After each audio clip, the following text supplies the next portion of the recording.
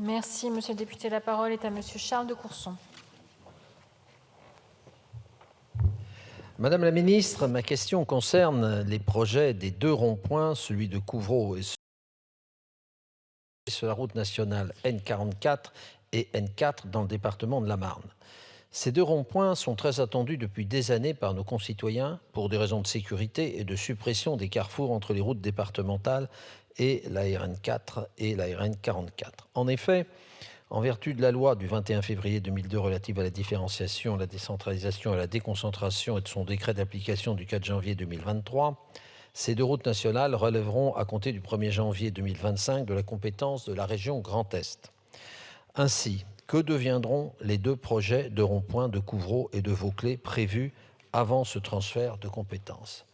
De même, qui en sera les maîtres d'ouvrage? Par qui seront-ils financés? Je rappelle que le projet de Couvreau est estimé à 7 millions d'euros, alors que l'enveloppe prévue pour ces 2 ronds-points est de 10 millions, ce qui ne permet pas de financer ces 2 ronds-points. Merci. La parole est à madame la ministre. Merci Madame la Présidente, Monsieur le député de Courson. Les projets de création de carrefours giratoires que vous évoquez s'inscrivent dans le cadre plus large d'une opération de sécurisation de la RN4 et de la RN44. Ces sections de route nationale ont vocation à être mises à disposition de la région Grand Est à compter du 1er janvier 2025 dans le cadre de l'expérimentation prévue par la loi dite 3DS. La maîtrise d'ouvrage de l'opération de sécurisation sera donc transférée à la région à cette date. La région pourra s'appuyer sur les services de l'État, évidemment actuellement chargés du pilotage des opérations routières. Sur les axes concernés par l'expérimentation, ils seront mis à sa disposition. Les études de conception détaillées concernant la section de la RN44 sont en cours, de sorte que les travaux ne sont pas prévus dès cette année. À compter de la mise à disposition, il reviendra au nouveau maître d'ouvrage, la région Grand Est donc, de décider de la suite de l'opération à tous égards, y compris en termes de lancement des travaux.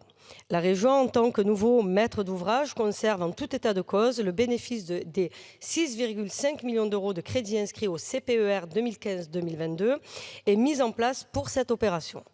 L'État, lui, versera une participation financière TTC correspondant au crédit État déjà mis en place et qui n'auront pas été mandatés au 31 décembre 2024. Je vous remercie.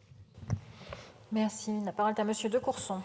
Madame la ministre, vous avez répondu sur la moitié de la question, c'est-à-dire sur le rond-point de Couvreau, mais vous ne m'avez pas répondu sur le rond-point de Vauclés. Donc, qu'est-ce qui va se passer sur le de Vauclés? Il y avait 10 millions d'inscrits dans les opérations de sécurité pour ces 2 ronds-points, donc il reste 3,3 millions pour être précis pour celui de Vauclés, ce qui est totalement insuffisant pour le réaliser.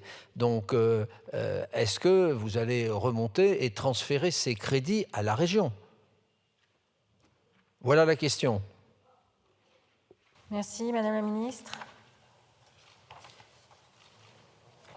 Monsieur le député de Courson, je me fais forte de remonter, je l'ai noté, j'ai noté cette question extrêmement précise et je m'engage donc devant vous à avoir une réponse dans la semaine extrêmement précise et écrite. Et par écrit, bien sûr. Bien sûr. Merci, madame la ministre. Merci, monsieur de Courson. La parole est à madame Gisèle